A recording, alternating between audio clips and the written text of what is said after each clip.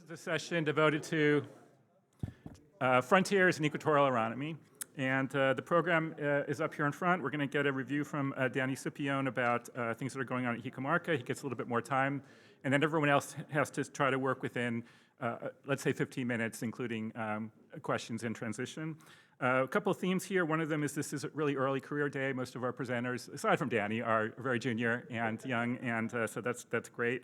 And the other thing is it seems like the reversal enhancement has just sort of come to the fore as an interesting topic of discussion. So I'm going to hand this off to Danny, and everybody, like I said, watch their time so that we can go to dinner. And let's see.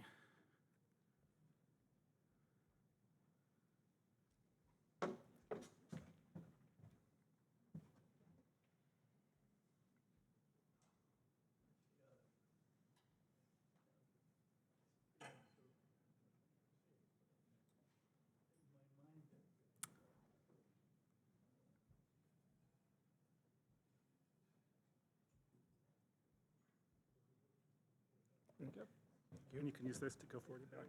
Okay. Well, thank you. I will give a little upgrade about the Jicamarca Radio Observatory. I think most of you will know that Jicamarca is one of the radars, the facilities that is dedicated to the study of the equatorial ionosphere. It's located in Peru. It's 20 kilometers east of the city of Lima. We have a big phase array antenna of 300 by 300 meters squared. We have 4 megawatt transmitters, and now we have 4 solid state transmitters that we use for this new unattended mode to study or to obtain incoherent scatter parameters all the time. This is supported by NSF, financed by NSF, in an agreement with the University of Cornell. This is a summary of the number of hours we've been operating. We have more than 1,000 hours in the coherent scatter mode and more than 4,000 hours in the Julia MP mode. We call Julia is the unattended mode. MP stands for medium power, which is the transmitters that we're using. And all the data is available through the Madrigal website. So this is kind of the statistics, the latest statistics we were working on of the vertical drift. This is an important parameter. So we have this new mode operational since September 2012. As you can see, we have many days, so we are able to do different statistics for the different seasons.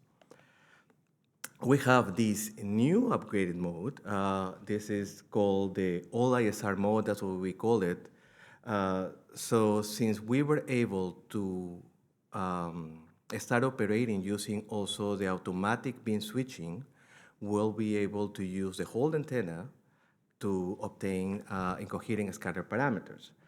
So this is kind of the timeline of how long that the sequence can take. So we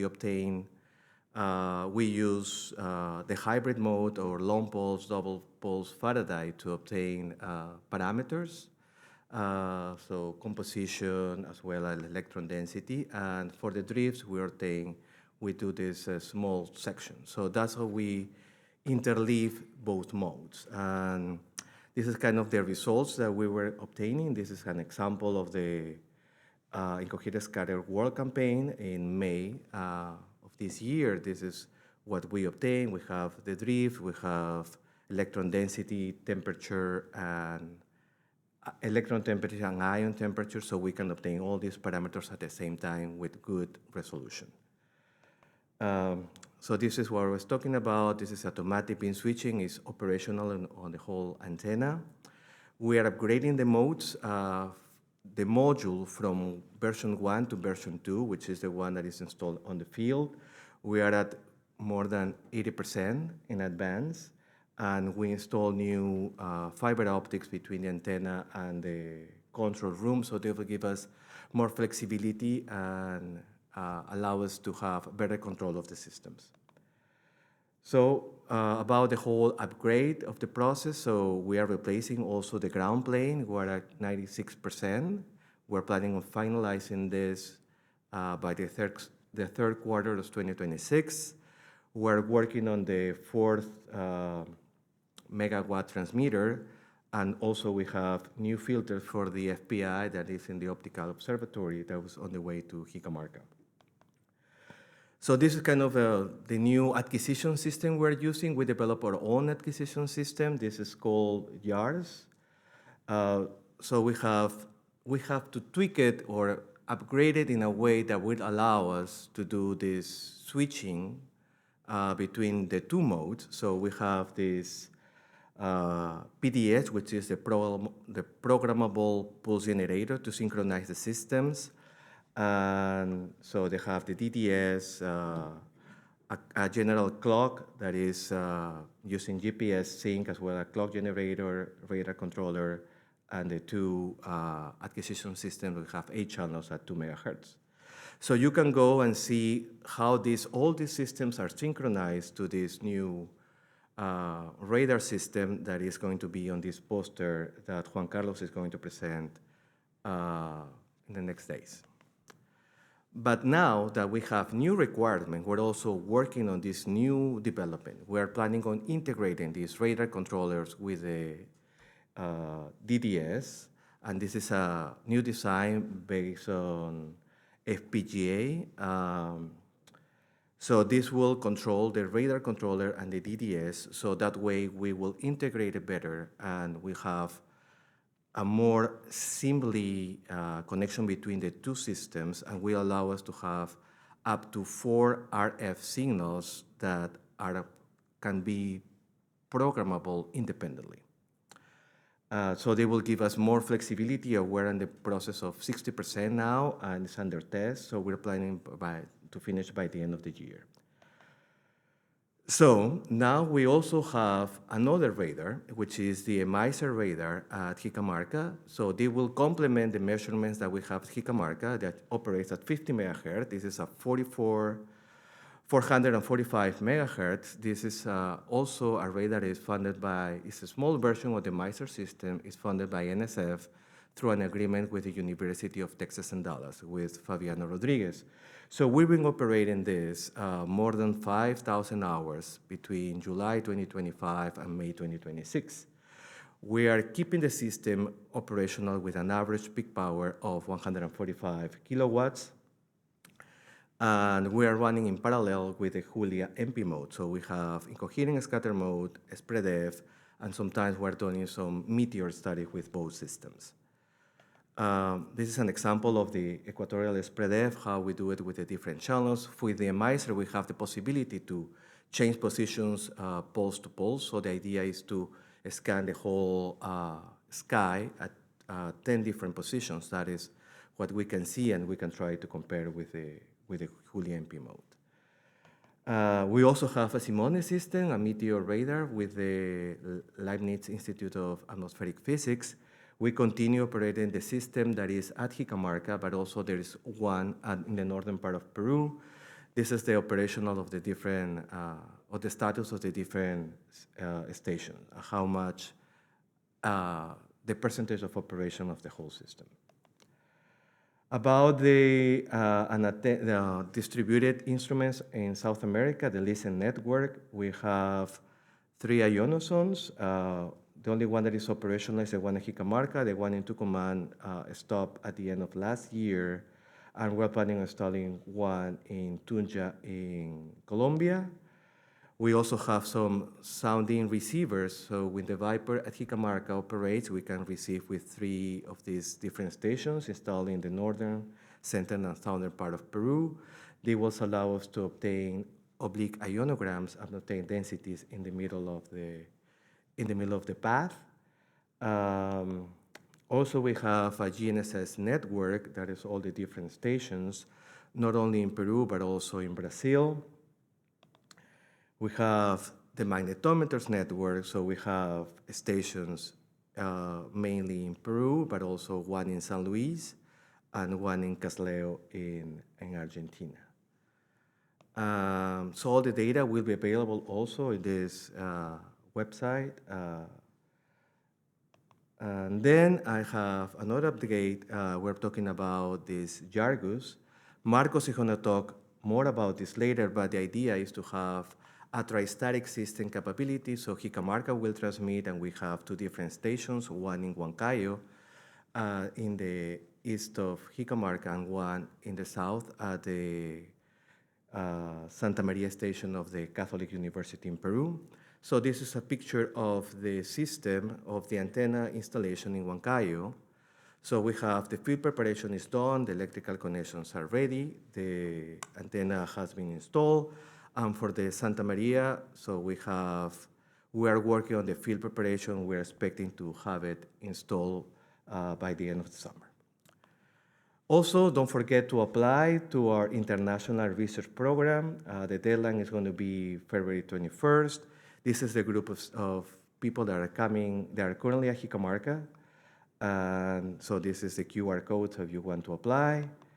And also, we're organizing the 15th Latin American Conference on Space Geophysics. This is the ALAGE, and they will be held in Peru, and IGP is organizing, so I will be in charge of this. It will be in September 2027.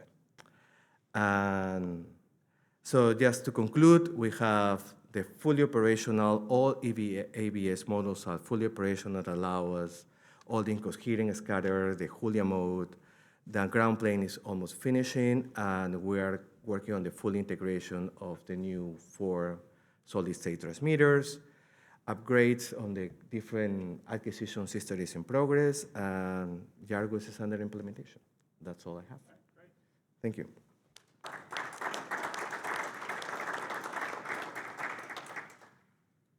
Let's see, do we have any questions for Danny?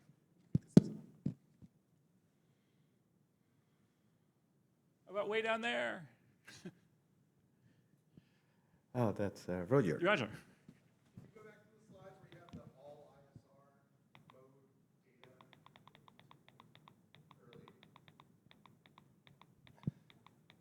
Yes. Yeah, so do you have topside electron density from the long pulse in this mode? Because it looked like in your interleaved, I mean, is the full profile capability that goes up to really high altitudes possible in this? Yes, so that's the idea, to have the long pulse and the double pulse. I don't think this is experiment, yeah. but I don't think this is the result, but there is. Okay, but in this mode, you do have the long pulse that you could produce that.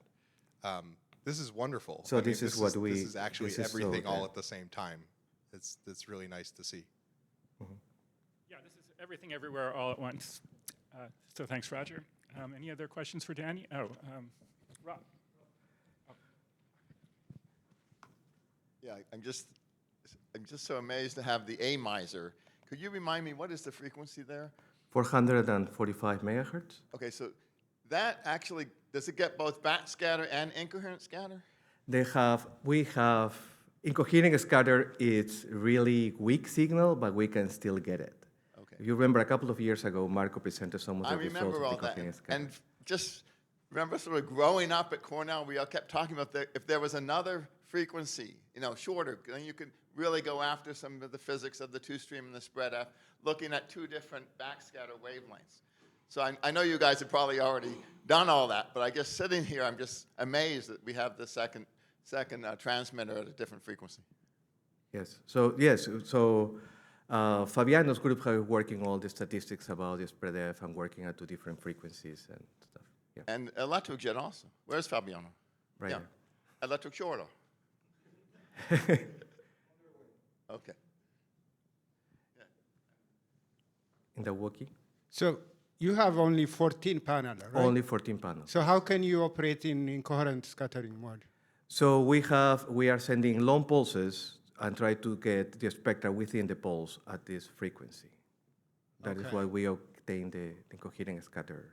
I see. Yeah, Marco has tremendous results. It was unexpected, but It was perfectly unexpected. usable incoherent scatter data from the AMiser. Everyone should have one. Wow. Okay. That's new to me. Okay. Let's see, Rob, since you're here, I was wondering if we could prevail upon you to give the NASA update on the Peruvian rocket campaign. Okay, but more importantly, SAS is here. Where are you? Yeah. So SAS from NASA headquarters, maybe you should start, and then I'll have a comment.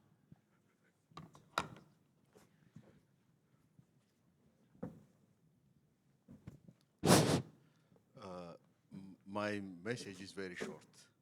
So the Peruvian rocket campaign was never canceled. So as you guys all know, there was a funding challenge. So like all other projects, it was hold on. So so the Peruvian campaign is not the only one which was suffering from the challenge we had. So was never canceled. So there is no need to worry about it right now. That's my message for you. Nobody told me it's canceled. But no need to worry about it. I'm going to write that down. So that's all I would say right now. Okay, I'll just add a few remarks because it seems like every CEDAR meeting we used to have discussion on this. We had the white paper that went through, and we had proposals go through, and there was always promised there'd be another round of proposals, and I think that should still happen. But it is on hold. And I talked to Sabrina Savage, who's in charge of she's the program scientist for rockets in NASA headquarters. I said, so when I go to CEDAR, what should I say? And she said, just tell them it's on hold, but they're still trying to do it. And there's really no news. I guess tomorrow at the agency, we can ask some more questions, but it definitely is still alive, just as SAS was saying. And we're hoping to make it happen. And Hikamarka is such a big part of it that I hope everyone in this room is excited about another rocket radar campaign. So I gave a very similar presentation to this one a few weeks ago at a meeting in Michigan, and at that time I joked that this was going to be a speed run of what will become my thesis in about 15 minutes. And today I'm hoping to cram a little bit more in even less time and closer to 12 minutes, so apologies for going through a lot of information very quick, but I'm certainly open to questions at any point throughout this week or today or whatever. And so all of this revolves around this data-driven regional simulation that Dave presented earlier this morning in the plenary. It's the same simulation. This shares just a little bit more details about the specifics of how it works. And the key feature is that it's data-driven. Those blue boxes in the top provide those driving forces of the neutral winds, and the background electric field describing the dynamo electric field and the pre-reversal enhancement. And as long as we have those, we can drive the simulation and produce spread F and irregularities as expected.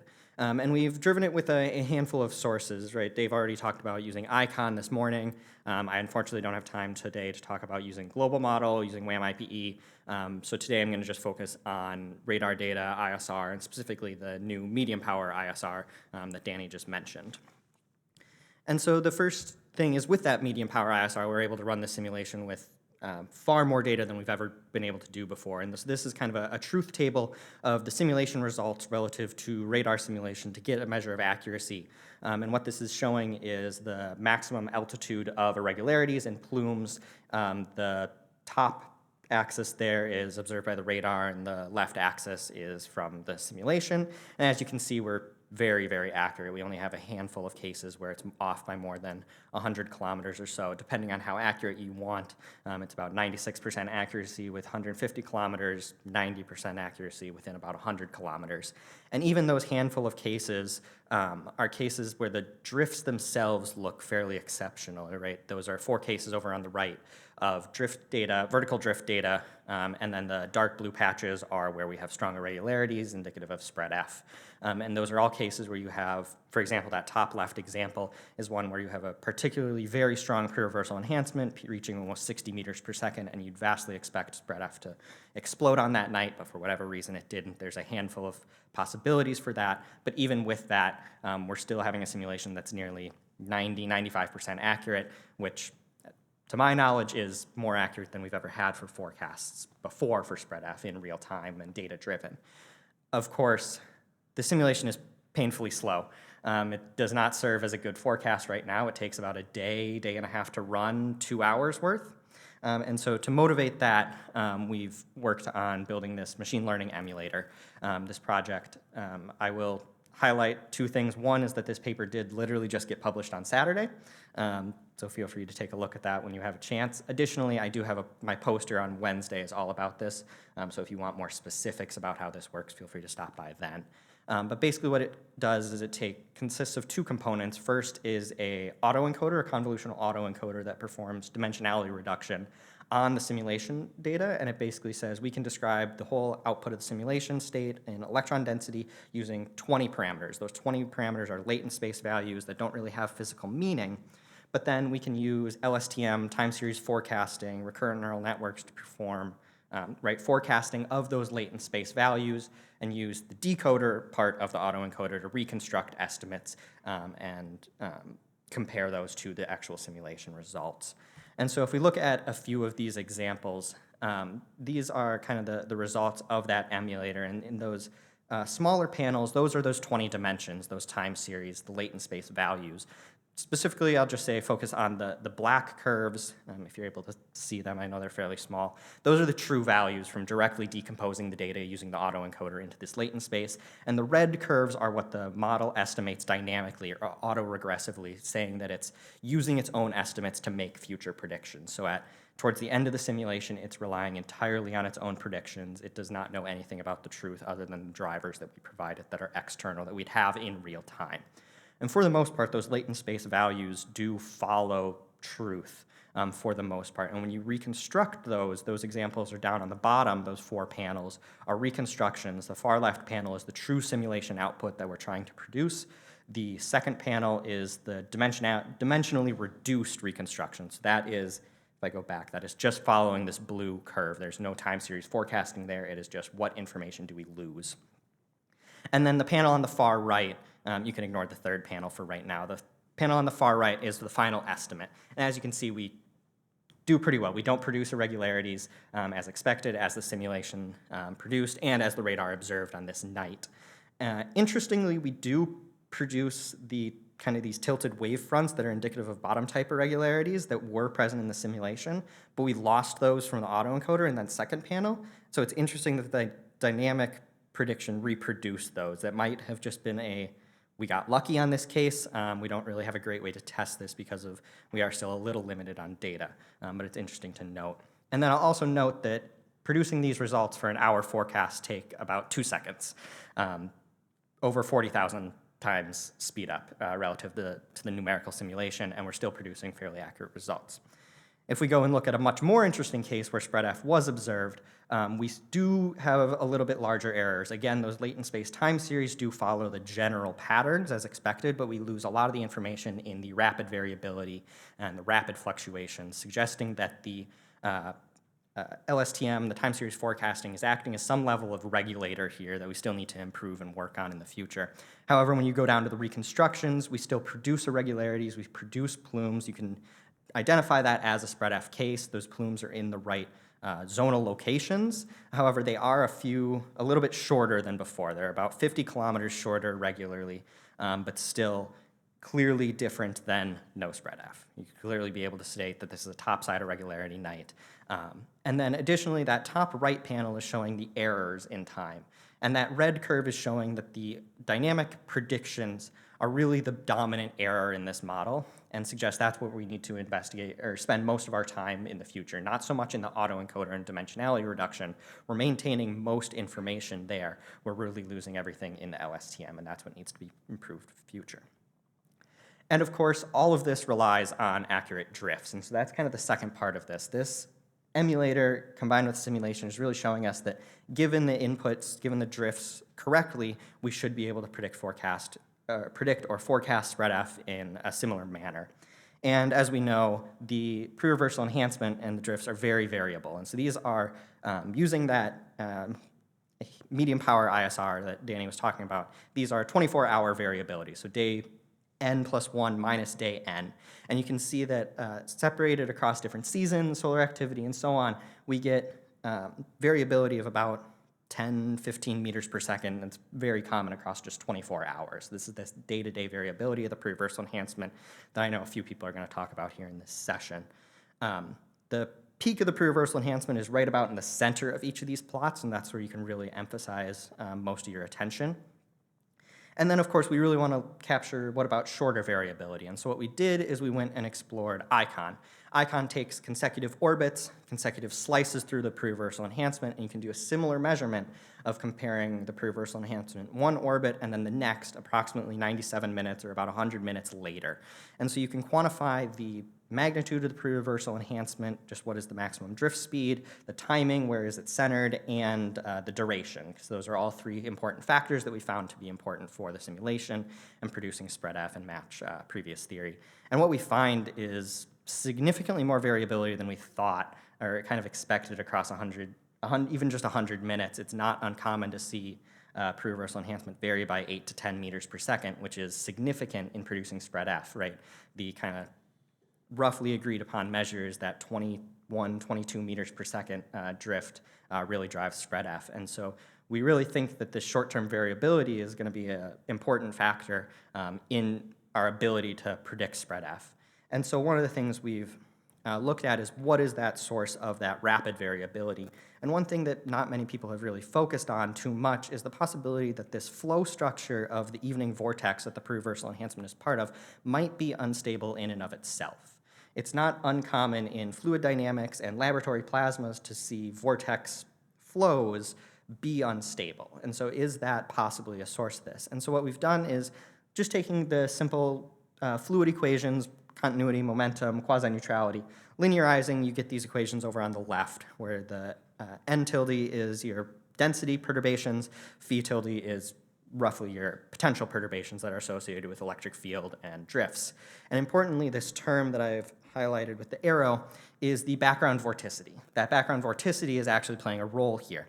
And so doing the most extreme simplification that I can do, these are results that I just got on Friday, literally this last week, we can approximate the pre-reversal enhancement as just basically a Gaussian bump. And so this plot over on the right is equivalent to looking at the eastward side of the vortex, so the trailing edge of the vortex. And you can imagine wrapping this around itself 360 degrees. And it's a rough approximation of what the vortex is and the pre-reversal enhancement.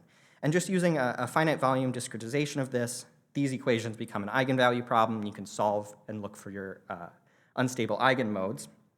And you do get a collection of eigenmodes. So this top plot is the growth rate as a function of mode numbers. So these are azimuthal modes. They're discrete modes.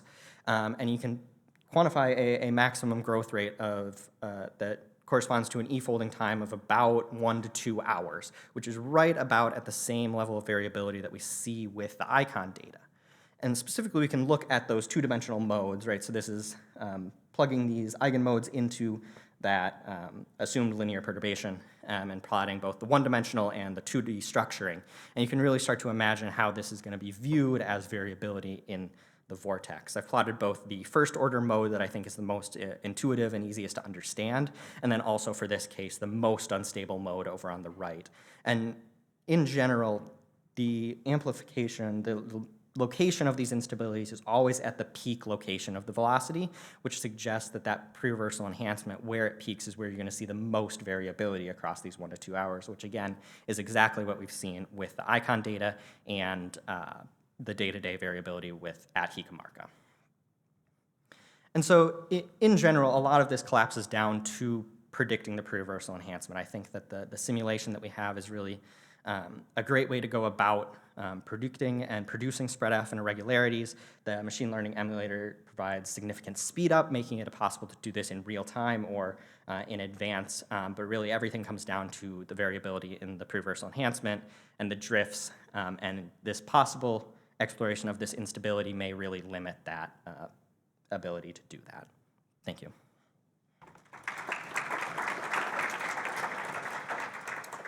Questions for Aaron?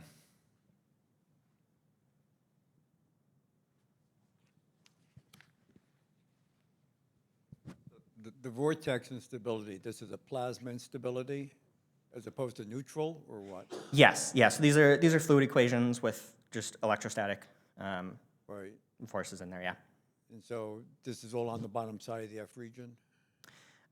So this, it's hard because the whole vortex kind of spans that boundary system. So I haven't made any approximations, and I see I typed my equations wrong, so that might be part of the thing. The second equation, one of those V naught grad, those convective terms, should be a collision frequency. And so that term is that combination, that weighting between collisional domain, inertial domain. So right now I've generalized it to include both. Okay.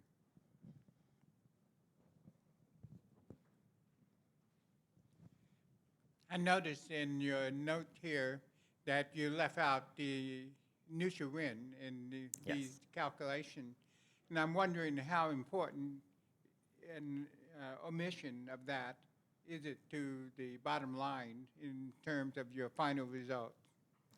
Yeah, I don't have a great answer for you just because I haven't run it with neutral winds. My suspicion and what I've found before in kind of toying this around and doing even more simplification so I can get a local solution, analytical solution, is that what this adding the winds basically changes a window of angles where instability is possible. And so I think it would change kind of these 2D shapes and kind of rotate them around on this vortex where the greatest instability is azimuthally. In terms of the actual growth rate itself, I don't have a great answer right now.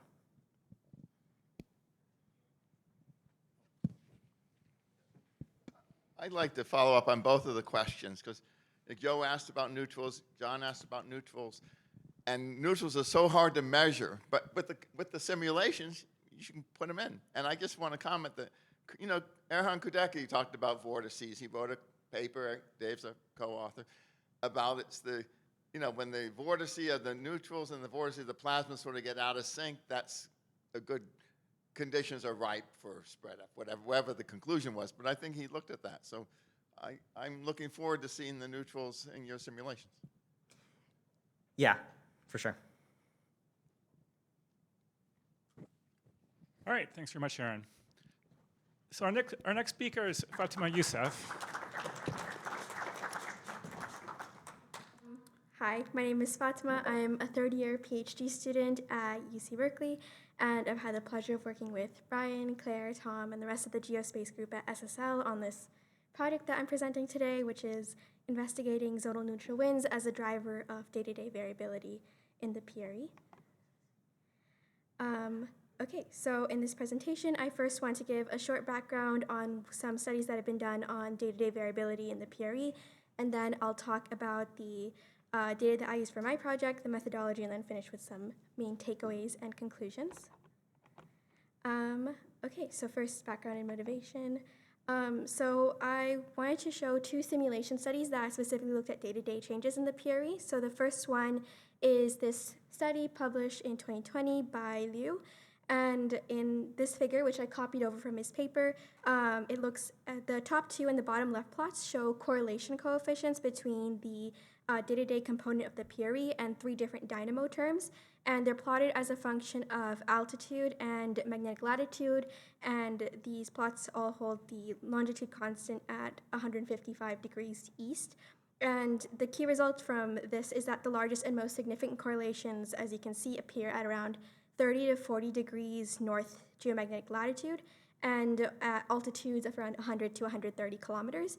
And so the main takeaway from this paper is that they found that with simulations that the PRE is driven most strongly by mid-latitude summer E-region winds.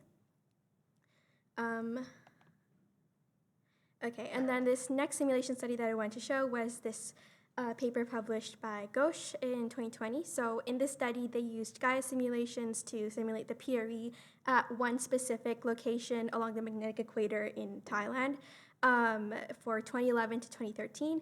And then they calculated correlations between the day-to-day variability of the PRE with three different terms, so electron density, current density, and eastward neutral winds.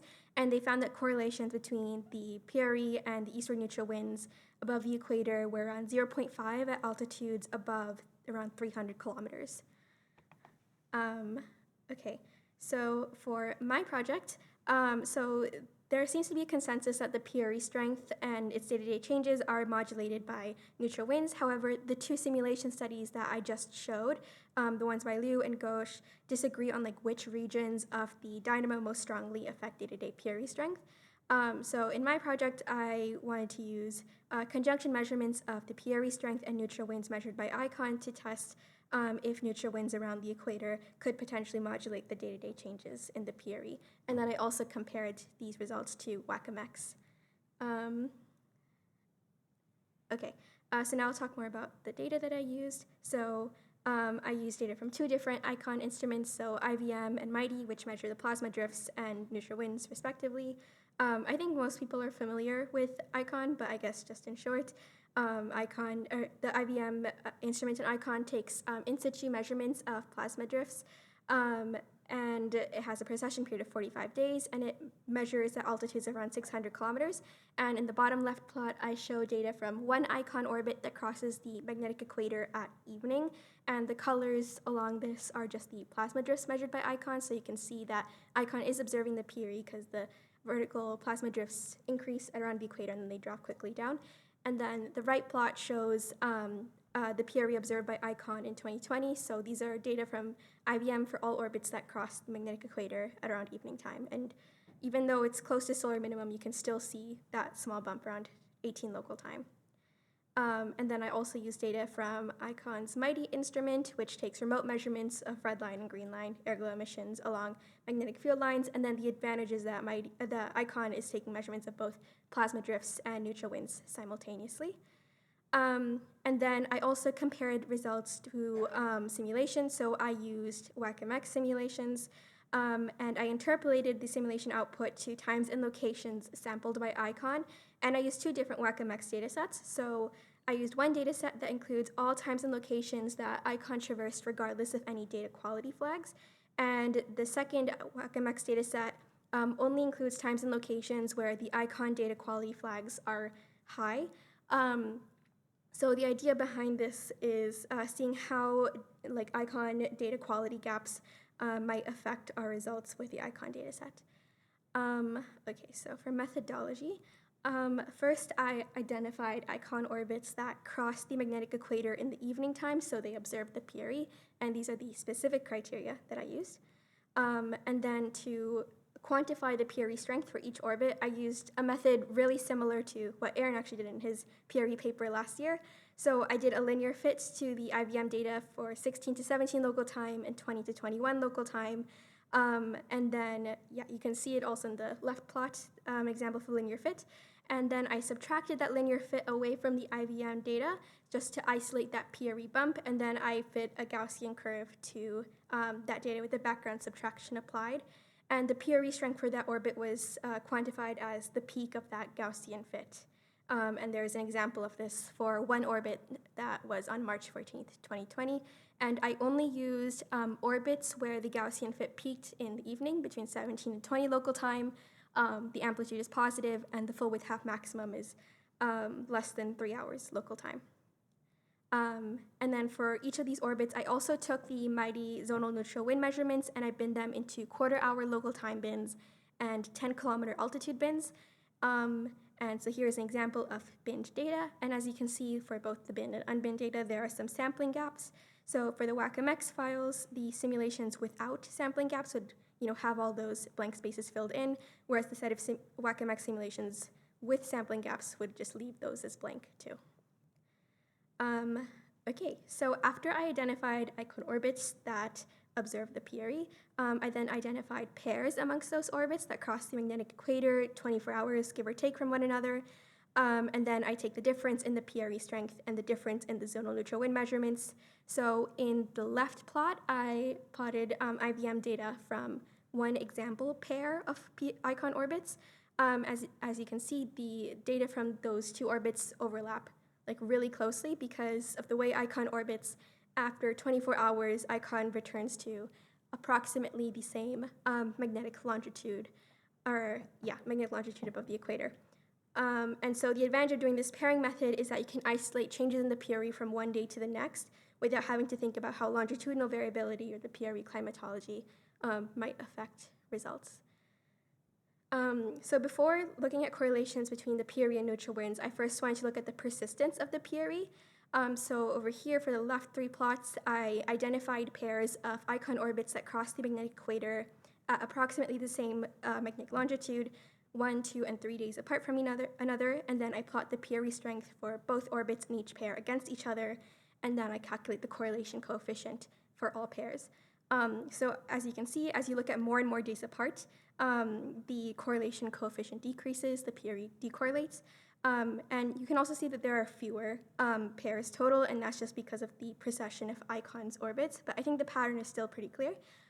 In the rightmost plot, I plotted the correlation coefficient against days apart, and the error bars are 95% confidence intervals on the correlation coefficients, and you can see that from 1 to 3 days apart, the correlation coefficients are definitely apart, and the PRE is decorrelating. So if only the climatology of the PRE was what mattered, you would expect that the PRE strength should be pretty constant, going from 1 to 3 days. But as observed by ICON, the day-to-day variability is definitely playing a role. So yeah, now the goal of this project was to see if neutral winds in the dynamo are responsible for driving that day-to-day variability. So for each pair of orbits, I calculated the difference in the PRE strength and the difference in neutral winds. And in this figure, I plot the difference in the PRE strength against difference in the neutral winds at around the same local time when the PRE peaks. And this is just for the 300 to 310 kilometer altitude band for the zonal neutral winds. And I calculate the correlation coefficient between the change in the PRE and the change in the winds. And I only consider correlation coefficients where there's at least 50 data points. I also apply a false discovery rate correction to the p-value that corresponds to each correlation coefficient. And if the p-value is less than 0.05, I can reject the null hypothesis and say that the correlation coefficient is statistically significant. Okay, so now for results. Okay, so in these figures, I plot the correlation coefficients between the PRE strength and the zonal neutral winds for all these 10-kilometer altitude bands. And in this plot, I'm just comparing the raw measurements of the PRE strength and the zonal neutral winds, so I'm not looking at the day-to-day changes yet. So for these plots, the x-axis is the correlation coefficient, y-axis is the altitude of the zonal neutral wind measurement. And we calculate the correlation coefficients for all 3 data sets. So blue is WACMX with no sampling gaps, green is WACMX with the sampling data quality gaps, and red is ICON. And yeah, so the solid lines correspond to correlation coefficients that have p-values less than 0.05, so they're statistically significant.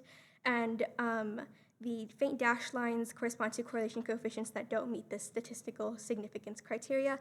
And then I also separate by solar flux. So the left plot is just using data from days where the solar flux or the 10.7 index is higher than 100 solar flux units, and the right plot is for days with low solar flux. And you can see for days with high solar flux, with ICON measurements, the correlation between neutral winds and the PRE is highest at around 300 to 310 kilometers, and it's around 0.35.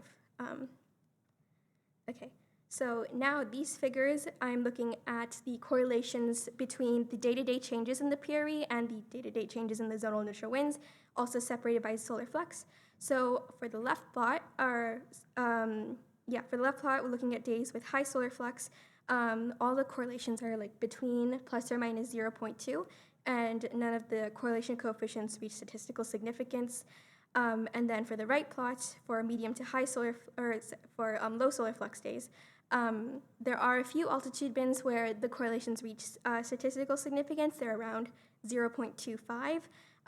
But if you apply that same analysis with the WACMX data sets, it says that there's no statistically significant correlation.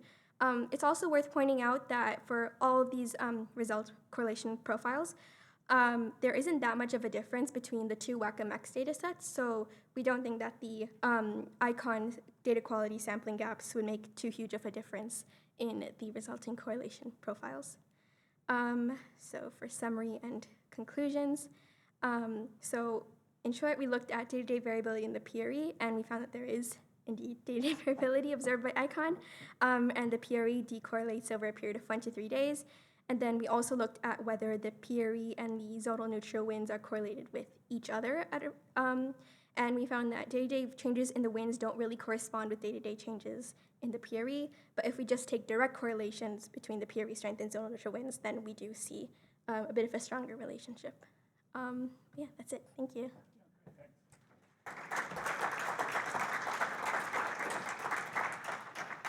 We have a question for Fatima. Yeah, Rob. Yeah, Dave mentioned in his talk this morning that the PRE can vary quite a bit orbit to orbit. Yeah. It's 90 minutes apart. I guess the problem is it's not the same longitude. Is that why you're not zeroing in on faster time resolution?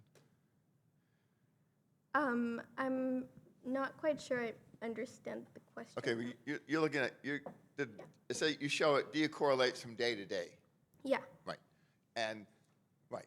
And I'm wondering if you did it orbit by orbit, you would get another answer or another piece of information. But then I sitting here thinking, well, those are different longitudes and are hard to compare. Yeah. Yeah. So for each of these orbit pairs that I used for the left 3 plots, I required that the icon crosses the magnetic equator within 10 degrees of each other. So it is approximately the same The same longitude. That's yeah. what you,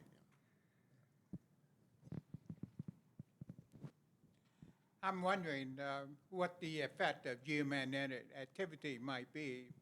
Typically, if it's geomagnetic active, the zonal wind becomes westward at equatorial latitude. So I'm wondering if you were to exclude those cases of geomagnetic activity, whether the numbers would change terribly much in terms of the correlation. Yeah, I didn't screen for anything like that, but if you look at this table over here, so for each of the 3 data cases, there were like over 1,000 pairs. So I'm not sure how many days I would need to screen out, but hopefully it wouldn't affect the correlations too much. All right, great. Thanks very much. Let's see, Brian, you're next. Hi everyone. Today I'm going to present a new numerical approach to solve the ISR spectra with the column collisions effects. It will be achieved using what is now a stochastic differential equation solvers. So what I'm going to do is to do a little review of the different models of for computing the ISR spectra. Then I'm going to cover a little bit of the stochastic differential equation solvers and some results from the final library I compute. So as you may know, the ISR technique is used for computing estimates of the plasma parameters, temperature, densities, and composition. So mathematically, the ISR spectrum can be expressed using the top equation. In this representation, the susceptibilities and the partial spectra of non-interacting pseudoparticles can be described with the single expression, which is known as the Gordejev integral. That Gordejev integral also depends on the characteristic function, okay, which is this expression in brackets inside the integral. And that expression is finally estimated from knowing the particle displacement. So at the end, calculating the ISR spectrum is just reduce it to calculate the particle displacement. So once you have that information, you can estimate the ISR spectra. So how you estimate the particle displacement? So the first thing to consider is to account for the collisions. And a general way to do that is to describe the collisional effect using the Fokker-Planck equation. So that equation describes the change of the velocity distribution due to the action of collisions, just by defining what is known as the friction and diffusion coefficients. Something that sometimes is missed in plasma textbooks is the equivalence of the Fokker-Planck equation to the Langevin equation. As you may see, the Langevin equation in this case will give us a way to estimate the evolution of the velocity subject to the same friction and diffusion coefficients. The thing is that that equation will be a stochastic differential equation with have a random fluctuating force that introduce a little bit of complication because the use of the fluctuating force can be sometimes hard to solve numerically, okay? But at the end, both are just different perspectives of the same dynamical process. So given that we got the representation for the collisional effects on the particle dynamics, we can just add the magnetic field force at the right because the Langevin equation retains a form analogous to Newton's second law. And using that general equation, we can just have different approximations that has been developed in the past for computing the particle displacement. So if we use constant coefficients, the one that I showed for A and D, we will have the collisional effect using that equation, and the Brownian model using that equation, which is both are sharing the same constant coefficient, but the Brownian one include the magnetic field effect. So both equations have analytical solutions, and that has been used in the past to compute the spectrum. So how both different models look like? Well, at the left we have the characteristic function that is used in the Gordon-Jeff integral that I showed you before. So once you estimate that, you can estimate the ISR spectrum and the autocorrelation function. So you can see how the different effects that I include in the particle in the velocity equation produce different ISR spectra and consequently ACF. However, for Hikamarka, the Brownian model was not enough. Sometimes we got some temperature rate discrepancy at nighttime measurement. And the reason is because the radar beam of the Hikamarka facility is almost perpendicular to the magnetic field line. So as you reach perpendicularity, the electrons must travel longer paths along the magnetic field line to produce significant phase shift in the backscatter signal. That caused during this longer time that the electron is susceptible to cumulative effects of the column collisions. So if you do not account for column collisions, you will get sometimes this discrepancy in the temperature ratios. So how do you account for the full column collisions effect? Well, it's just using the same equation, but changing the coefficients. In this case, we'll have velocity-dependent coefficients. The description of those coefficients are well established in the literature. But the thing is that now our equation has no analytical solution. So if we want to calculate the ISR spectra, we will have to solve this equation numerically. Here I'm just showing some plots of the coefficients. So you can see that these coefficients are very large and introduce some stiffness to this Langevin equation. So the final assembly that I will solve here is a 3D system of equation for each velocity component. The magnetic field in this case is aligned to the CEDAR axis. And I will join the magnetic field force and the friction force as a single vector, and I left the diffusion matrix as it is.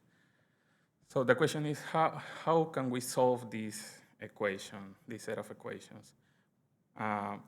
If you look, we have a random fluctuating force, and how do you integrate in time a random term?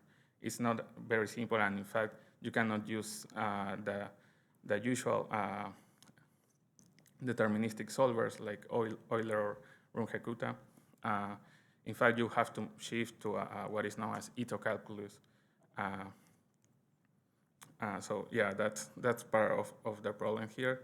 So what I did is in this work is to compare what has been previously computed from people in the community, which is that solve that equation using the Euler-Maruyama approach, which is a very simple discretization, and because of that requires a very, very small time step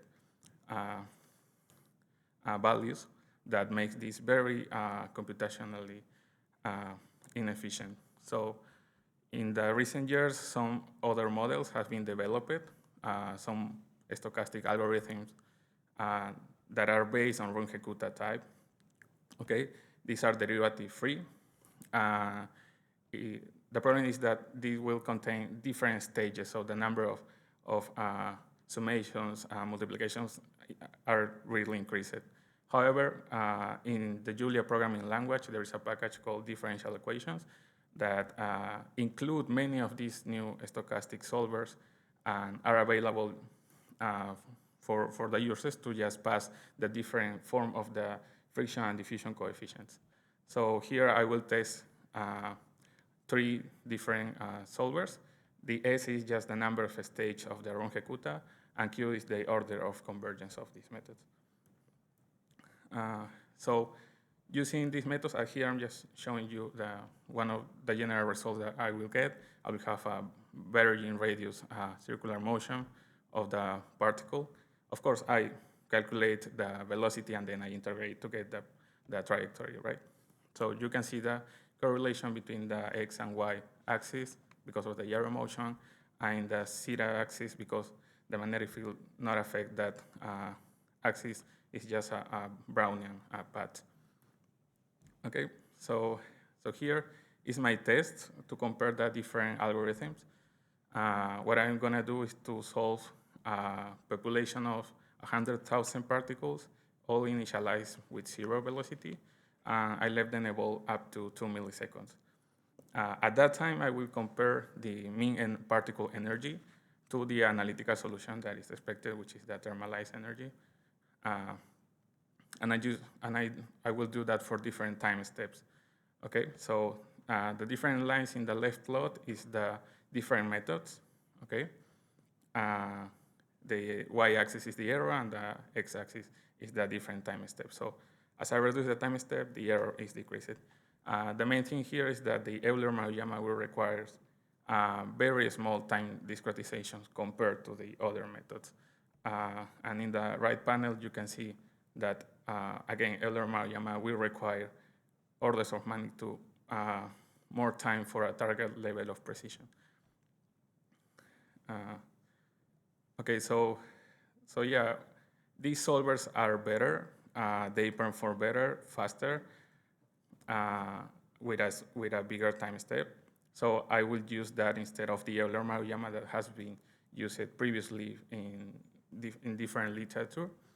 And I will solve this equation that I showed you. So here in the left panel is kind of the analysis I did. But here I'm just using a single solver, which was the blue one in the previous slide.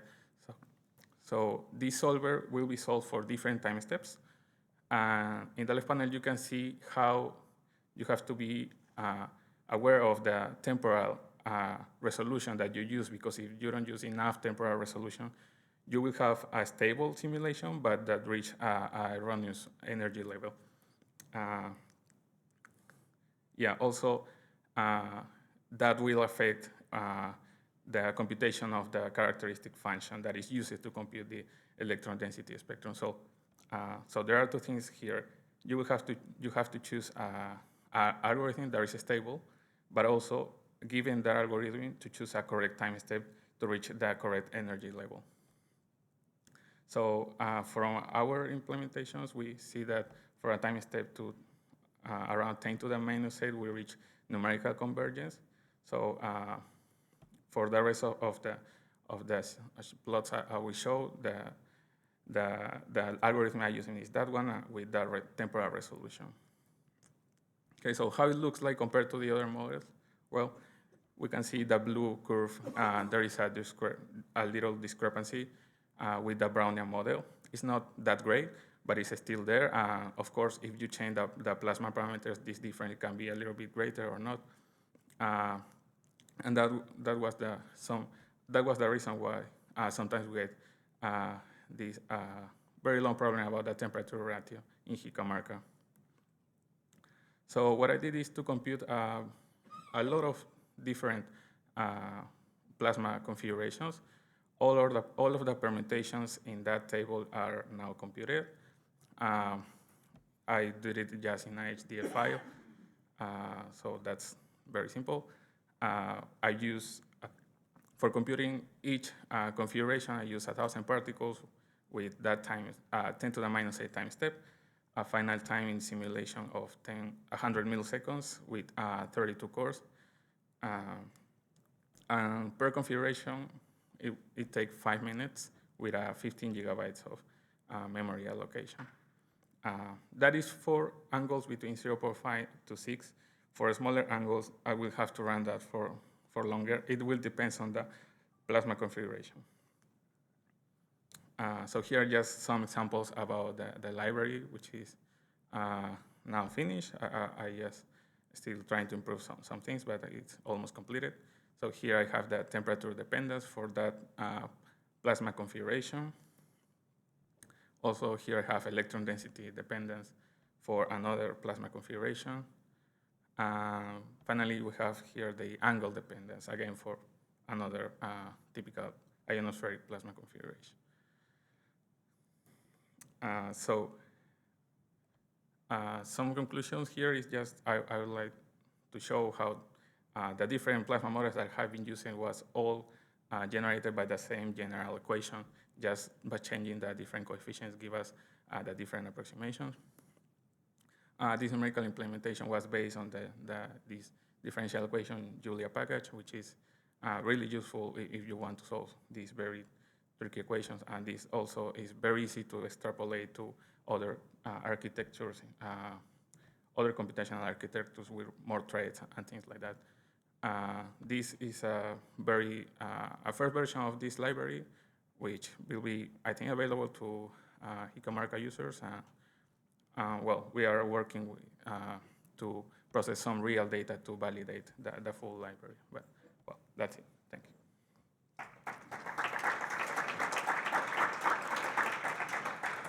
Question for Brian.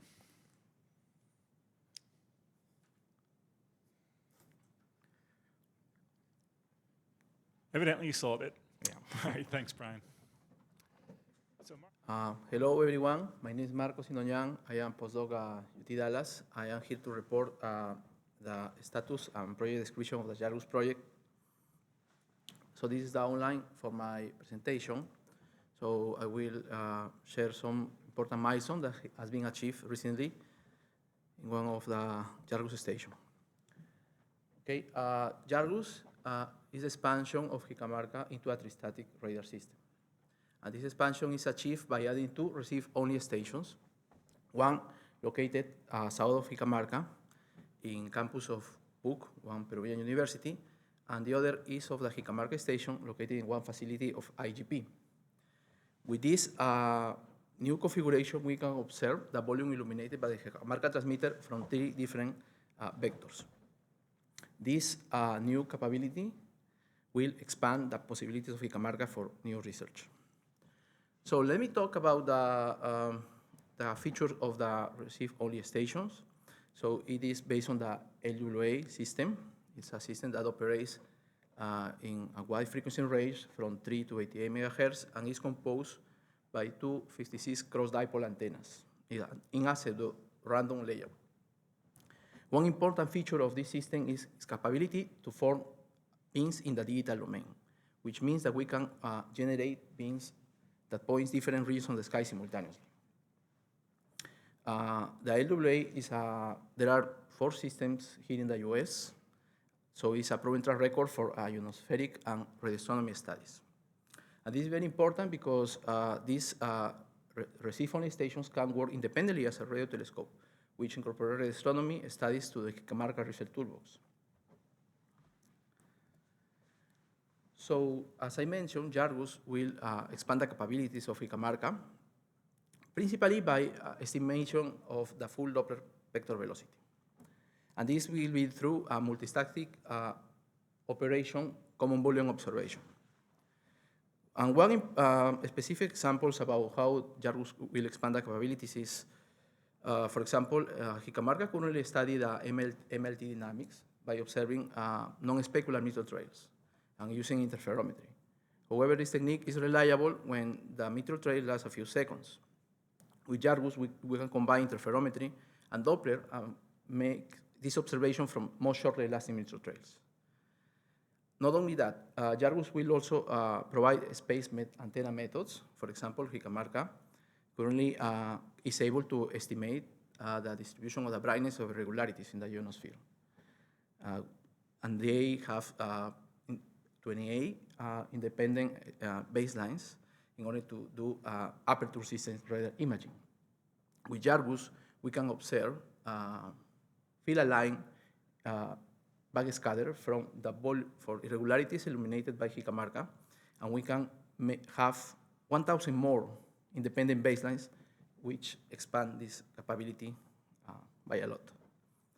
And in the case of incoherent scatter measurements, Hicamarca currently is able to estimate vertical winds, zonal winds. However, they cannot estimate reliably the meridional component. So with JARGUS, we can combine the Hicamarca facility with a station which is south of Hicamarca, and we can do biostatic ISR measurements. with higher aspect angles in order to determine much better or more reliably the meridional component. Now I will talk about the antenna distribution. So there are two sites, one located in Huancayo, and this will be based on the, we call classical LWA distribution, which is identical to two facilities that are here in the US. So this is works perfect for radio astronomy purpose, given that we have more or less invariant side lobes and invariant directivity across different angles, which is perfect for use this radio telescope as a all-sky imager. In Santa Maria, we still debating because it could be, we could implement it by the same as Huancayo with a classical LWA distribution, or we can proceed to do a optimized distribution, which is something that our colleagues from PUCP have been working, in which they can find better response in terms of directivity and side lobes, specifically for a frequency of 50 megahertz, which is the Jicamarca operation. Now let me talk about a little bit of the electronics of the system. I think it's a little bit tedious, but just to let you know that all the electronics is hosted in a shelter, which shields interference from the to the antennas from the electronics, and it's composed by several boards. So the signals from the antenna start to enter to analog board, which are 32, who partially condition in the analog domain the signals from the antennas.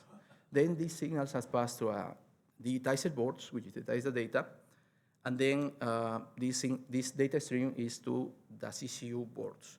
So CCU boards are commercial boards for multi-purpose use, specialized for high performance signal processing in hardware. And in the CCU boards, what we do is provide digital delays and what is related to digital down converter. And in the next stage, with the GPU servers, is we apply the full array signal processing, which is for example, for the beam or to do more complex signal processing. I use the same block diagram in order to illustrate to what is the status of the procurement. So every part in these systems, but the shelter, except the shelter, are purchased here in the US. So in UT Dallas, we purchase the parts, and then we deliver to Peru. However, this delivery takes time because we are dealing here with international shipping, which involves like a paperwork that takes time. So as you see, most of the components have been purchased, and I would like to talk about the ones that are marked in blue, which are the ones that are delivered to UT Dallas and waiting to be delivered to Peru, because we also took responsibility for some testing that are very important, because in international shipment, we cannot have the risk of sending the items to Peru if they don't be fully operational. So some of the items can be tested quickly because they have multi-purpose use and they have a data sheet. However, there are components that are custom designed for this project, which is the case of digitizer boards, which I already mentioned, the boards that are digitize the data. So we initially did some preliminary tests, and we realized that almost every single piece of board is working properly. However, we realized that a more comprehensive test is needed in order to guarantee that they are working homogeneously. For more information about this test, so we have Evan, who is presenting a poster tomorrow. So another thing I would like to talk about this project is the radio frequency interferometry, which is very important because we would like to know the status of how wide are these signals in terms of radio frequency. So in one of the memos of LWA, they report what will be the response of the one single LWA antenna over the frequency, because it's a wide operation frequency antenna. So what we did at UT Dallas, we developed multi-frequency rheometers and then deploy them to Peru. So we put an LWA antenna in each site and we did some tests. So in Santa Maria, we did this RFI survey, and we found that at least in the frequency band of the rheometer in Santa Maria, which you can see in the top figure, are more or less the same response that the memos indicates. In the case of Huancayo, so we developed another wider frequency, multi-frequency rheometer, in which we deployed in Huancayo, and we found a very large peak over the frequency of 50 megahertz. And then we noticed that this is because there is a wide profile radar, BLTR, which is working at the site it is transmitting. So we coordinate with our colleagues in IGP, so we turn off temporarily for 2 weeks this BLTR system, and at least in the band 20 to 55 megahertz, so the response is similar to the LWA memos, which tell us that this is a wide site. So just to show you, we were kind of lucky because during these 2 weeks that VLTR was off, so there was an M-class solar flare who impacted around 2 UT, and our multi-frequency rheometer detected solar radio bursts from solar flares. So this is some picture of this type 3 and type 4 bursts that we found in our estimation. So now I just save this for the last. So let me talk about the sites. So Santa Maria, as I mentioned, is located in Pucpi. So it's next to the beach. It's a dune-like terrain. So before the deployment, the terrain needs to be flattened. And this work is underway right now. And not only the area where antennas to be deployed should be flattened, but also we need to be done an access path in order to vehicles can transport the parts of the system. So we expect that deployment of antenna can start next month. But however, in Huancayo, important milestone has been achieved because we, our team were able to deploy 256 cross dipole antennas there. So, and this process took several sub-processes. For example, figure 1, I am showing what was the status of the terrain before and after the deployment, which means that the terrain has to be cleaned before the deployment. And then the position of the antenna was determined by a differential GPA system where, we have a base GPS and then there's a mobile GPS. And once the position was found, so stakes was put over there, over 256 positions, and then anchors, and then mounting the antenna on top of that. And not only the deployment of the antenna was placing the antenna, but also was modernizing of the infrastructure in IGP in Huancayo. For example, the little roof that you see is the main building who delivers power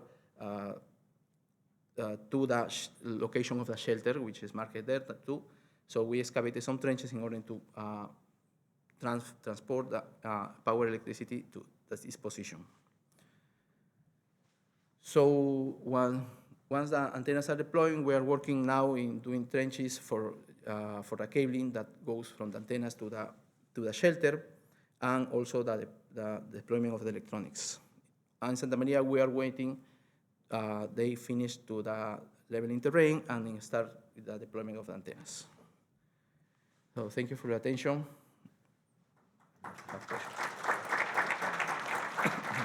All right, question for Marcos.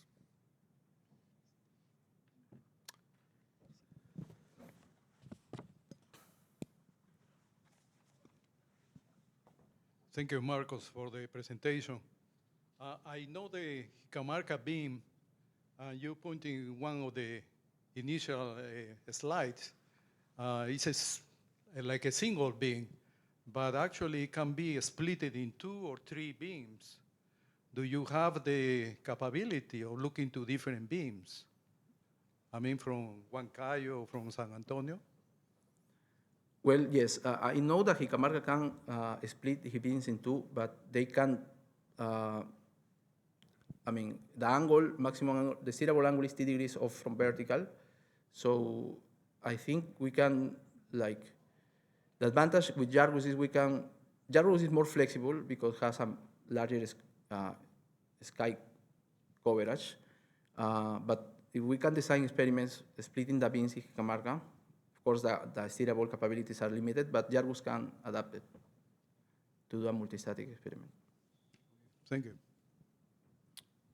Any other questions? All right, thank you, Marcos. Let's see, Karina. Hello, everyone. I'm Garima. Thanks for being here. So this is a study that is part of the NASA Sparta Center of Excellence program.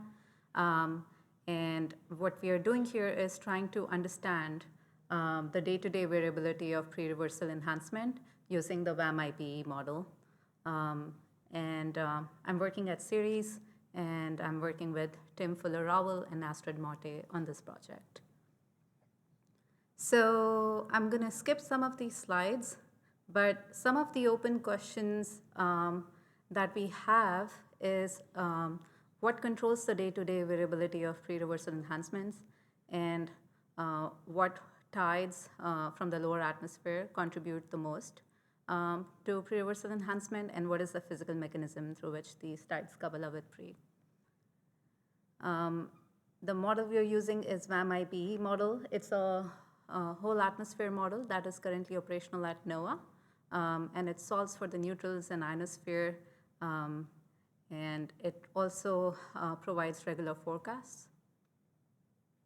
So this is the first result that I would like to focus on. So what we are looking at is, in black line, it's the incoherent scatter radar, and in ISR measurements at Jicamarca.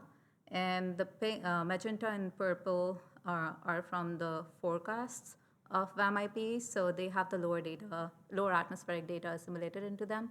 So the takeaway from the slide is that the pink and blue lines have a very large spread. So it means that VAM-IPE vertical drifts have quite a lot of spread, and we can use these drifts to understand the day-to-day variability. So what we're doing here is we're using another standalone dynamo model. It was developed by Morte and Richmond, and it's just a dynamo model. So the reason we use it in conjunction with VAM-IPE is because then we can adjust the inputs of VAM and IPE, and then observe the effects on the dynamo. So our methodology focuses on using winds from VAM along with ionospheric conductivities from IPE into the standalone dynamo model. And the way we do that is we vary different components. Either we vary the tide or we vary the conductivity, and then try to understand the sensitivity effects. There are some experiments we do while fixing all the tides and only vary one tide. And then there are some other experiments we do where we vary only the conductivity while fixing others.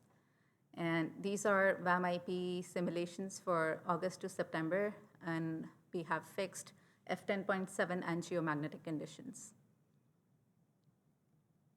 So this is the first result. We are looking at just one single longitude, and the black line is when we use all the winds and conductivities from VAM-IPE into the dynamo model. And the most important lines here that I want to bring your attention to are the Peterson conductivity, orange line, and the non-migrating tides, which is the blue one. So those are the two simulations where we only vary Peterson conductivity, and in the other one, we only vary non-migrating tides. And most of the standard deviation is captured in those two simulations. So the largest impact is of the Peterson conductivity variability and of non-migrating tides. This is another simulation where we are just looking at non-migrating tides. And the largest contributor of day-to-day variability of pre-reversal enhancement is the DE2 tide. And I think I forgot to mention, this is just a timeline of pre-reversal enhancement on day-to-day basis. And migrating tides, These are the contributions of migrating tides on day-to-day basis. And when we only vary migrating tides, we do not get a lot of variability in pre-reversal enhancement. So now trying to understand what is the mechanism that controls this day-to-day variability of pre, we create composites. Throughout those 2 months of simulations, we create a high pre-composition and low pre-composition. Basically, we divide the number of days into high pre and low pre, and then look at their differences. And these are the Peterson conductivities for this time period and Hall conductivity for this time period. And this particular slide only shows the simulation where we are varying DE2 tide, which was the most important contributor amongst the non-migrating tides. And we see here in the difference of the composites is that the panel that is down here below, we see that between 150 to around 250 kilometers, there is the days that have high PRE also have strong eastward winds, and then they have strong westward winds below. So there's a huge vertical gradient here. And now we look at the results of the dynamo. So how these winds map into the wind currents is what's going to help us understand how the day-to-day variability is driven inside the dynamo. So if we only look at the difference panels, which are the bottom panels, we see that the gradient in the winds map into the currents, map into the currents of the dynamo. So, and one important thing here is everything apart at higher altitudes and other latitudes almost vanishes. So the only region that is bringing the day-to-day variability in this simulation is the E region, and the gradients of the winds directly map into the wind currents. Now, if we just investigate the source term in the dynamo, so this source term has 2 parts. The first part comes from the gradient of the wind currents themselves, and the second part comes from the gradient of the conductivity themselves. And because this is a simulation where only DE2 is varying, the second term is 0. So what we see here is that inside the source term of the dynamo, those gradients from the winds also show up here. So the bottom panel again, in the northern hemisphere, which is the summer hemisphere during this time, in the E region is where we see the biggest contributor to the dynamo. So the takeaway from this slide is that the E region dynamo is active during dust time, and it's active in the northern hemisphere E region. And there are strong vertical gradients that are directly mapping from winds to the dynamo source currents.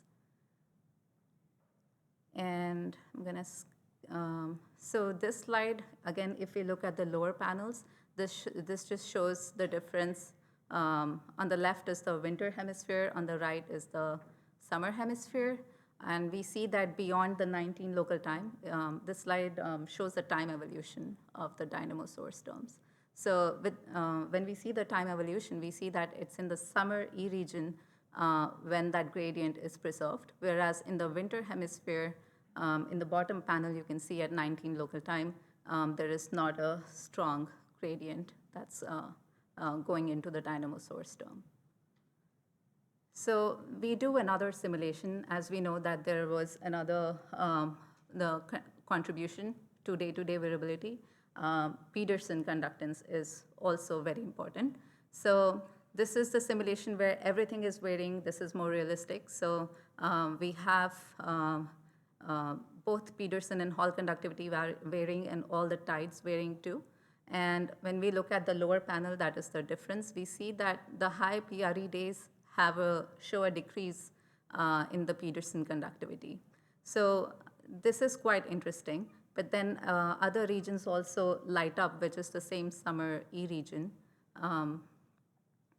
which was also shown in the previous slides. So if we look at the wind currents again in this slide on the left, if we look at the bottom panel again, we see that the top panel is the high pre, middle panel is the low pre on the left.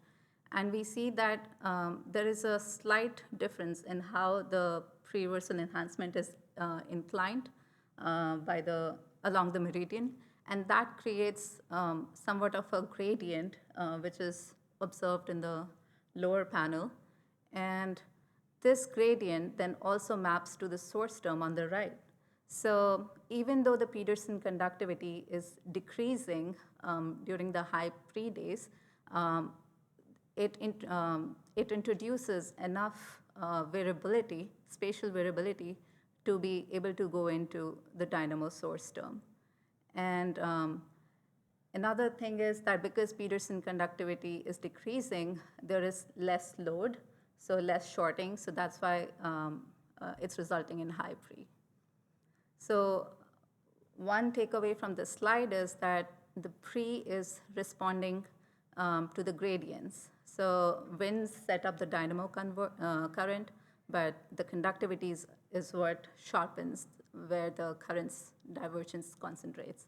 So if we just imagine a single flux tube going from one hemisphere to the other hemisphere, in the summer hemisphere, it's the E region that's controlling the day-to-day variability through winds, whereas in the F region, in our simulations, it's the variation in the Peterson conductance that's mapping along the same flux tube.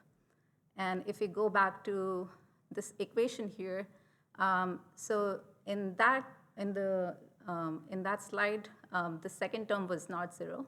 So the second term is active in the F region of the winter hemisphere, and the first term is active in the summer hemisphere E region.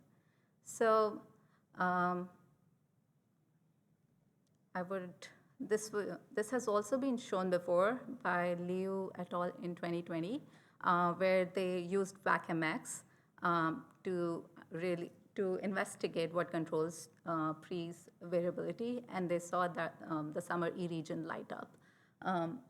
What we find is that it's the whole flux tube, and depending on the hemisphere or the season, the altitude changes. And this is another old study where rock-sat vertical drift velocities were used. And if we only focus on the bottom panel, which is the May to August climatology of vertical drifts, at around 18 local time, which is pre, we see this wave 3 structure, which is also observed in VAM-IPE. The x-axis is slightly different between two. But from our simulations, it seems that DE2 is a major contributor to this variability. So these are the conclusions. Major conclusion is that the non-migrating tides and Peterson conductivity dominate the variability of pre. And the summer E region at off-equatorial latitudes is an active variable driver directly through the E region dynamo. The differences are distributed along a single flux tube and controlled by both the F region simultaneously and the E region simultaneously, depending on which season it is.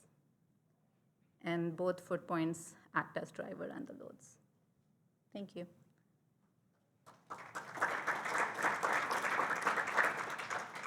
All right, question.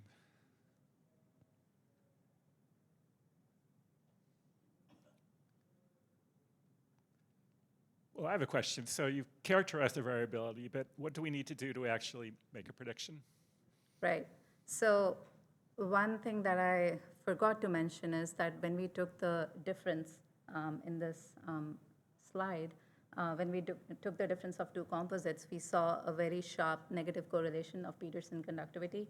So it is very likely that on days when we have low Peterson conductivity, there's less shorting and we'll have higher pre.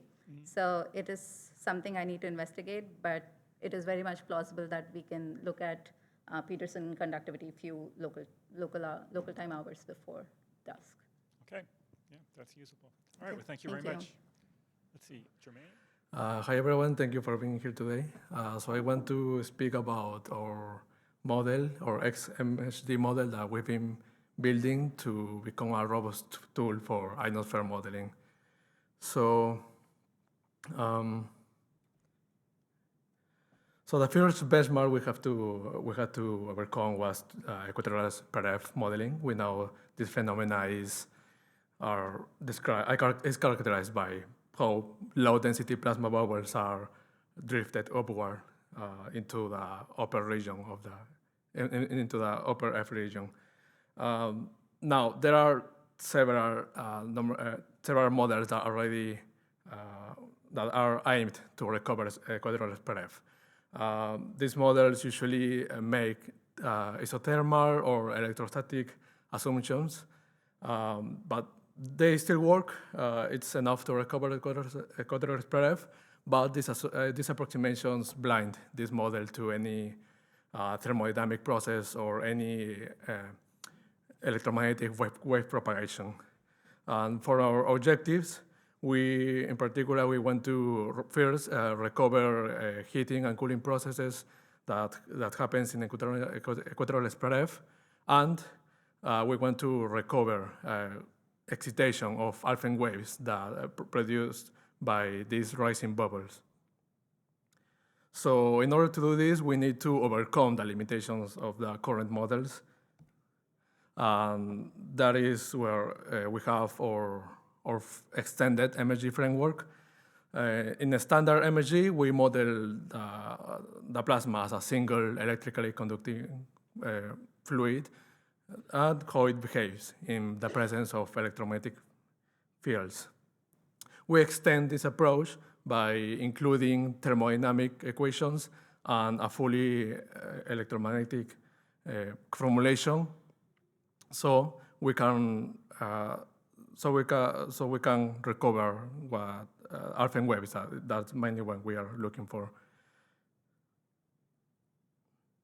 So with this framework, we are solving electromagnetics and thermodynamics along with the fluid dynamics. All of these equations can be solved in conservation form, which makes it ideal to use finite volume method, where the core of this numerical framework is how we compute the flux. There are a bunch of numerical schemes to compute this. We use in particular a fifth order Rosanov flux, TVD schemes, flux limiters. We use hybrid implicit explicit time advance scheme, relaxation methods. We aim to use continuous boundary condition as a first approximation. We are using a third order extrapolation. The solver works also for orthogonal curvilinear coordinates. So for our first simulations, we want to simulate a box over the magnetic equator. So our domain is one box of this grid here. In our domain, our conditions look like this for the common equatorial spread F, where the electron plasma density is described by Chapman profile. We have a background electric field. We have also a background magnetic field with some curvature, and we apply a localized perturbation at the lower layer, so we can see the equatorial spread. We do some numerical tricks like reduce speed of light and also reduce sky legs, mostly because of to be able to simulate a big box, but with the computational resources we have. I will have to show those snapshots only. So here we see cross-section plots of altitude versus zonal distance. We see variables like plasma density, drift velocities, electric fields, current densities, magnetic field, ion and electron temperatures. This is a Cartesian simulation. Here we get the classic mushroom shapes characteristic of a spread F. We also get these layers of current forming around the plasma plumes. We also get these frozen in magnetic field lines that are frozen like in the low density plasma bubbles. We also have fluctuations of ion and electron temperatures. Our model also works for curvilinear coordinates. Since the box we are using is small, you won't notice much of a difference compared to the Cartesian simulation.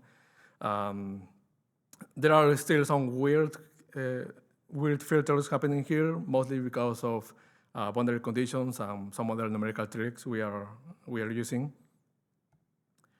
But some of the ESF features we can recover are steep density gradients, could be in the order of 2 magnitudes, 3 magnitudes. We also get temperature fluctuations within the bubbles, although this kind of structure require a much finer resolution. We also get these frozen in magnetic field lines that, in a macroscopic point of view, these are frozen to the plasma plumes. Now, so this simulation of equatorial spread F are not our final objective. This is just the first step that we use to study how these rising plasma bubbles excite and radiate Alphen waves to the space environment. But so far, we can recover the classic features of equatorial spread F. With the framework we're using, we can recover subfluid timescales while we are solving a fully electromagnetic problem, and with the scalability that the ionosphere requires. The code is also written in a parallelized architecture.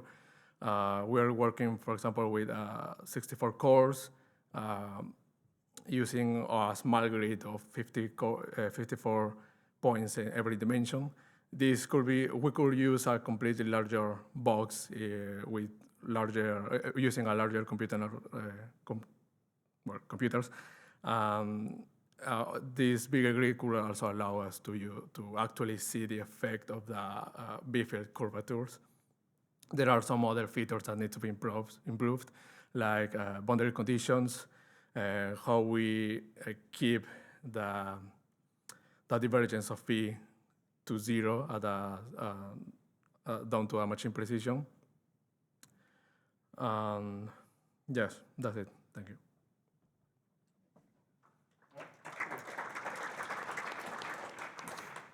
Let's see, Joe. Pretty neat. So in your bubbles going up, apparently you don't have a neutral wind blowing in it. Is it hard to put a neutral wind in? The winds are implemented in the framework, but for these simulations are turned off. Yeah. Okay. Yeah. And how much computer time does this take? Maybe you said it. This has a resolution of 2 kilometers with a box size of about 200. It takes about a day. A day? Yeah. Okay. Let's see, Roger. What motivates this is a long tradition of people observing alpha waves propagating around inside spread up depletion. So we have a rocket program that takes care of it. It's more or less approved to investigate this, and now we need a code to predict what we're going to see. So I don't quite understand your comment about the frozen in condition. So what it looks like in your simulations is that strong field is being dragged from the bottom of the simulation upwards. Now what would happen in an electrostatic code would be the magnetic field wouldn't change. It would just be if you followed a little loop of plasma, that loop would expand in such a way that the flux enclosed was constant, but the background magnetic field isn't changing. You wouldn't see magnetic field being dragged. So the frozen in condition doesn't mean that you necessarily need to move magnetic field. It just means that flux in a loop. So why is the magnetic field actually being dragged upwards into these fingers? Why don't you just see, little loops expanding without needing to drag field with them? This might have to do with the way your boundary conditions on the magnetic field are actually set.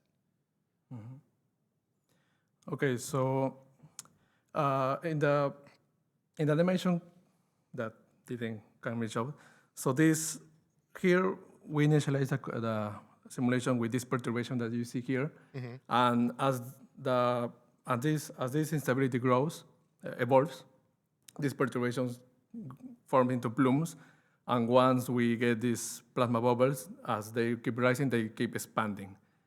And this, when I meant frozen in B-field lines, I meant in a macroscopic point of view, like something like approximation. And so the B-field that we see here are shaping the same structures of the bubbles. And as the bubble keeps expanding, the same structure here expands too. I still don't quite understand that explanation. Like, if the bubble is expanding, then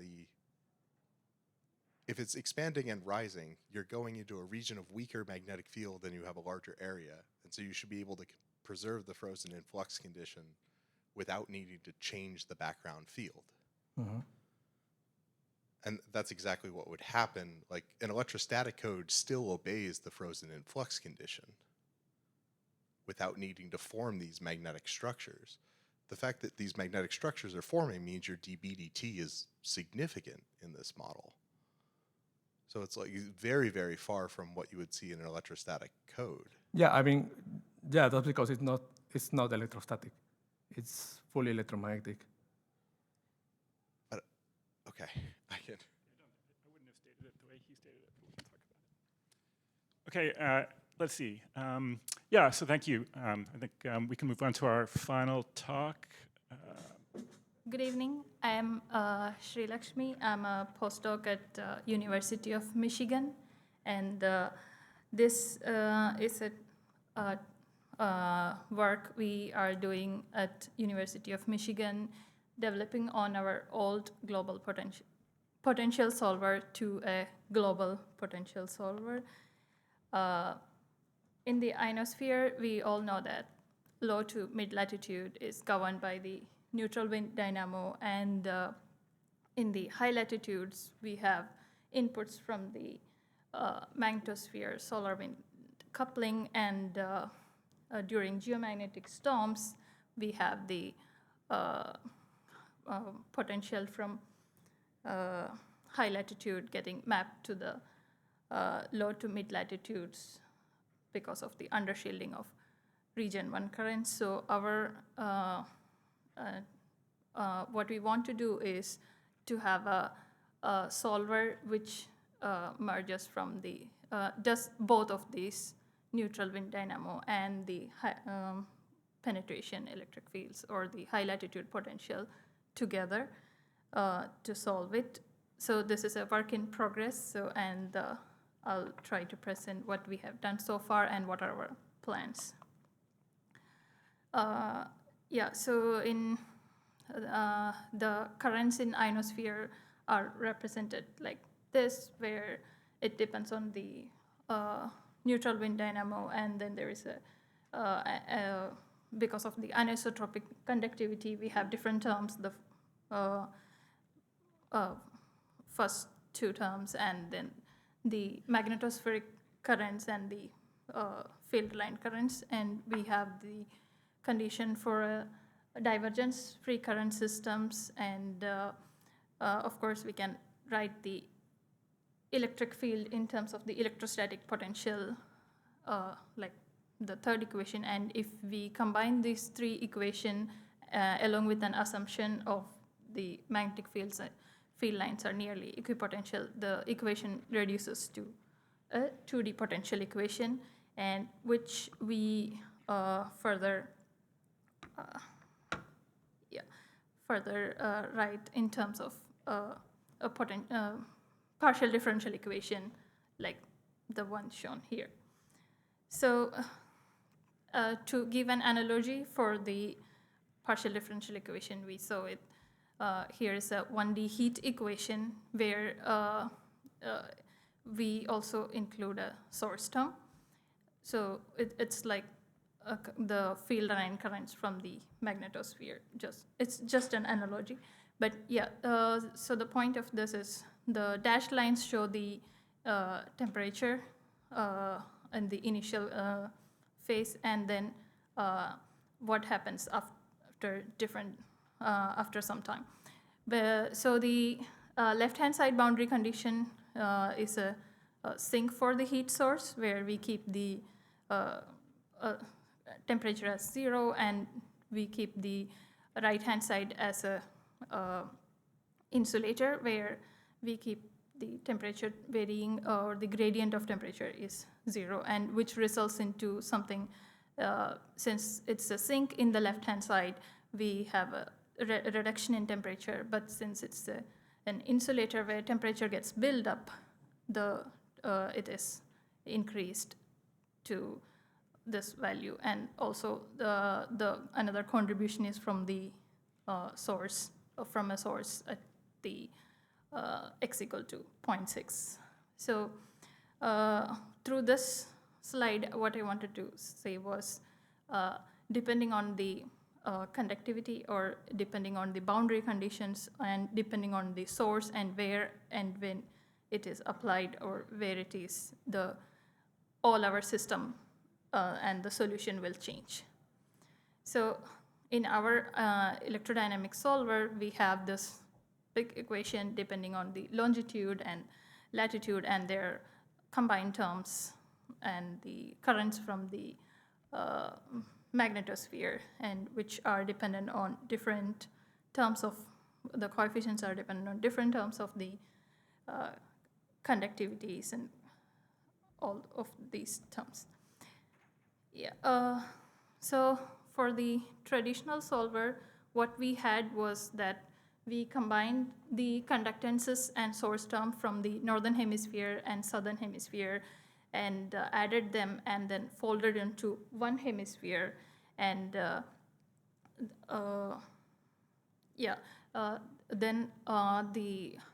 it was solved for one of the hemisphere, like you see in the first upper figure, and then this was mirrored to the other.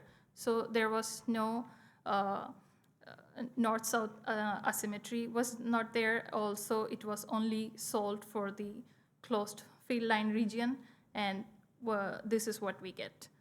And it was not solved for not solved for the southern hemisphere too, since it is mirrored after solving.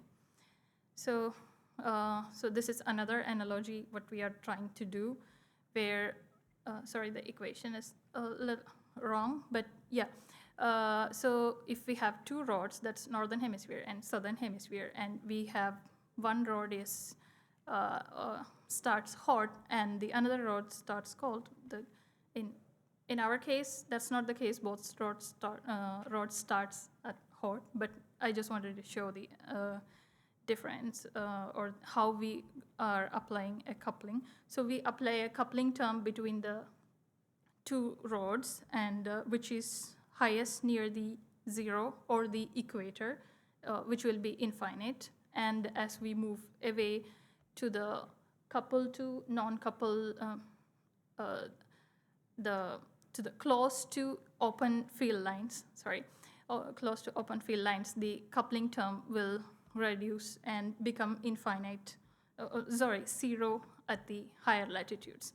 So the temperature started hot, and it ended up in a lower temperature, and where it started cold, it ended up getting higher.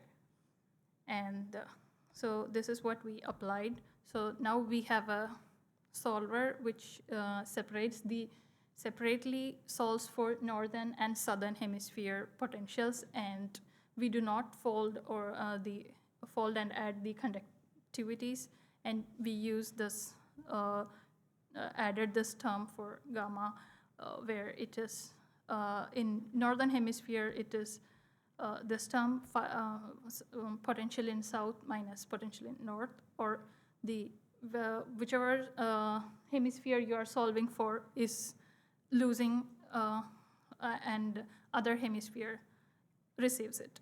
And we also do not need to mirror the solver, so we independently or simultaneously solve for north to south, and this is what we are getting.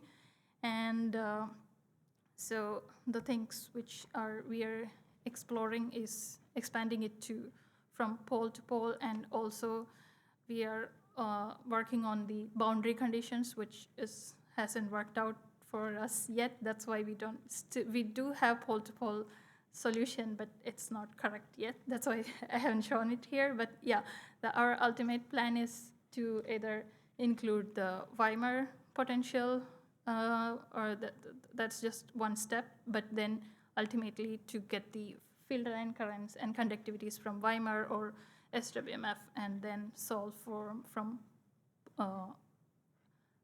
chord to chord, pole to pole, not exactly pole, but near to that. And also we are working on the coupling terms form and magnitude and how it should vary. That's all. Thank you.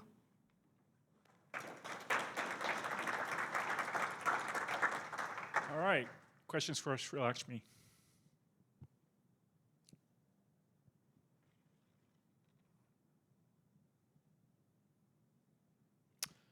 All right, well, thanks very much. I appreciate it. We've kept to time, so let's have another round of applause for our speakers. And that